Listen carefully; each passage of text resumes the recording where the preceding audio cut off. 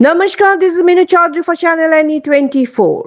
The Honorable MLA Deepanjan Chakravarti conducted an on-site inspection of the garbage cleaning operation in Silchar from 1 to 3 p.m. on Friday at Fatak Bazar, focusing to assess the situation and understand the issues faced by the local residents and discuss the possible solutions with traders, residents and municipal officials. MLA Chakravarti pointed out that Fatak Bazar is one of the most significant and historic marketplace in the region and criticized the Congress-led government for their unplanned drainage works, which caused severe waterlogging and garbage accumulation, and also acknowledged the progress during the BJP-led government in cleaning and improving the drainage systems. He explained that these drains in Ward 9 and 10, which includes the Fatak Bazar area, eventually lead to Singir Khal and Rangir Khal. To put an end to these issues, he urged the residents and the traders to refrain from dumping garbage into the drains and use the municipal garbage vans till the construction of the guard walls along both sides of the canal is completed. Accompanying him during the inspection were Pankaj Singh, the in charge of Silchar Fatak Bazar from the municipal board, along with market officials Prabir Chaudhary, Shushant Pal Chaudhary, Dulal Pal, Hirok Chaudhary, Rajdeep Das and others. For more news and updates, follow us on Facebook, YouTube and subscribe our channel NE24. নমস্কার, আজকে আমরা এই মুহূর্তে ফটক বাজার new মার্কেটে আছি।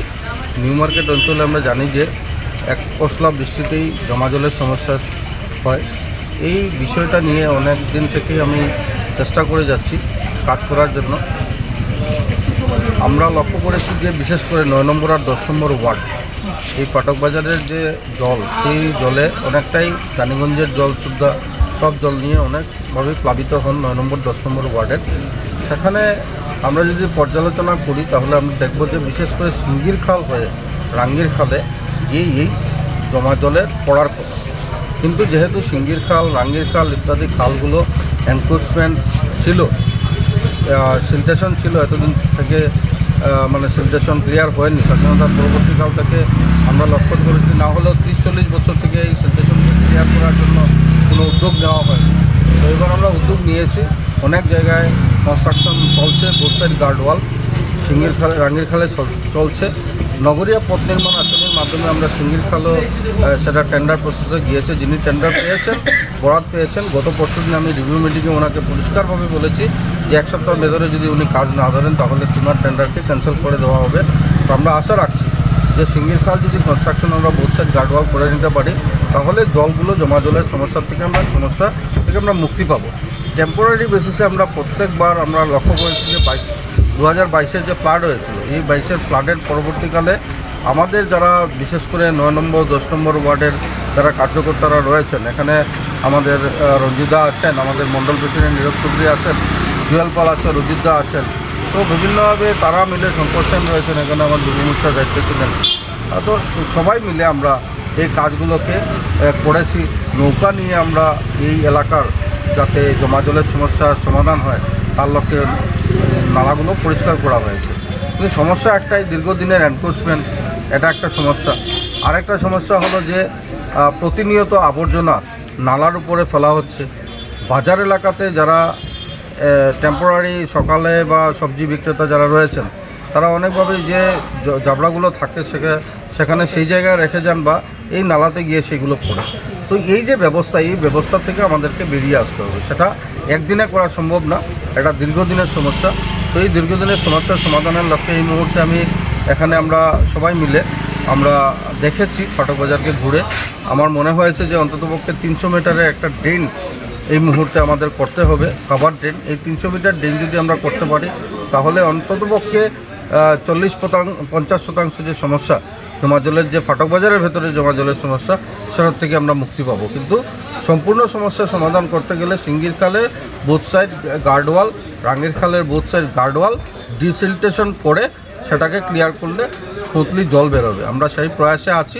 আমরা আশা রাখছি যে 2025 মার্চের ভেতরে একটা কিছু করা সম্ভব হবে। আর আমি আপনাদের মাধ্যমে শিলচরবাসী শ্রদ্ধা জনসাধারণকে, বিশেষ করে ফাটক বাজার 9 নম্বর 10 নম্বর ওয়ার্ডের জনসাধারণকে আবেদন করতে চাই যে আপনারা যেভাবে আমি লক্ষ্য করেছি যে অনেক জায়গায় আবর্জনা রয়েছে, তো যারা আবর্জনা ফেলছেন তাদেরকে আপনারা অনুরোধ রাখবেন যে আবর্জনাটা ড্রেনে না ফেলার জন্য। আমরা SBM-এর মাধ্যমে প্রত্যেক বাড়ির থেকে জাবরা কালেকশনের জন্য এনজিওরা কাজ করে যাচ্ছে প্রতিনিয়ত। তো আমি অনুরোধ রাখবো যে আপনারা যে আপনাদের বাড়ির আবর্জনা, ডেইলি আবর্জনা, সেটা আপনারা বাড়িতে রাখুন। যখন এনজিও আসবে সেই এনজিওর একদম নমিনাল চার্জেস রয়েছে 100 টাকা মাসে। তো এই 100 টাকা দিয়ে এই আবর্জনা যদি আপনারা এনজিওকে দিয়ে দিন, তাহলে এই এনজিও আবর্জনাগুলো কালেক্ট করে তার নিয়ার বাই যে এরিয়া আছে সেখানে নিয়ে সেটা ফেলবে।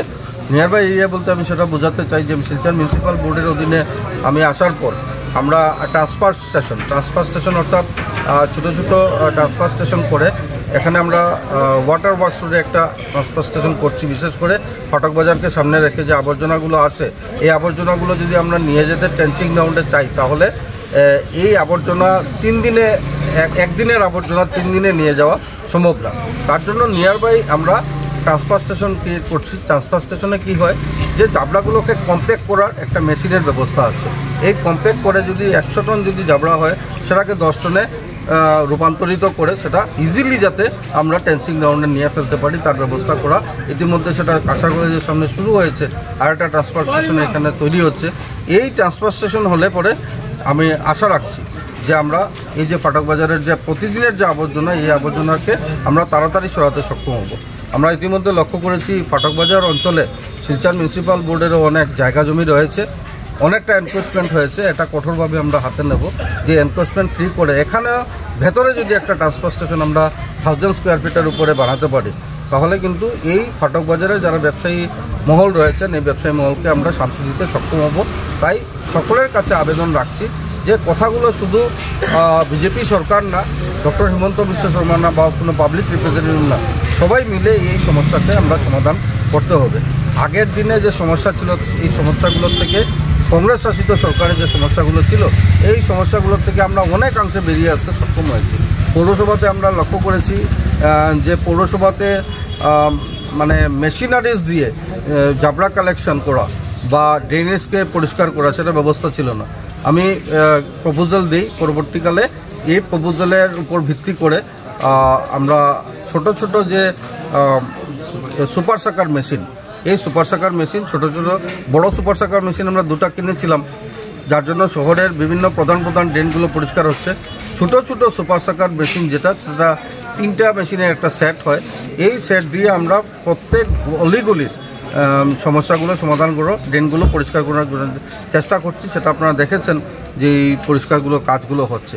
তো এইভাবে মেশিনারিজ দিয়ে যাতে আগামী দিনগুলোতে ফাটক বাজার অঞ্চলে যাতে একটা ব্যবস্থা করা যায়। আর আমার একটা স্বপ্ন রয়েছে যে আসাম সরকারের মাধ্যমে ফাটক বাজার যে এরিয়া রয়েছে, এই এরিয়াতে আমরা একটা নতুন প্রপোজাল দিয়েছি, যে নতুন প্রপোজালের মাধ্যমে সরকার আমাদেরকে এখানে বিল্ডিং কনস্ট্রাকশন করে দেবে, নতুন বিল্ডিং কনস্ট্রাকশন হবে।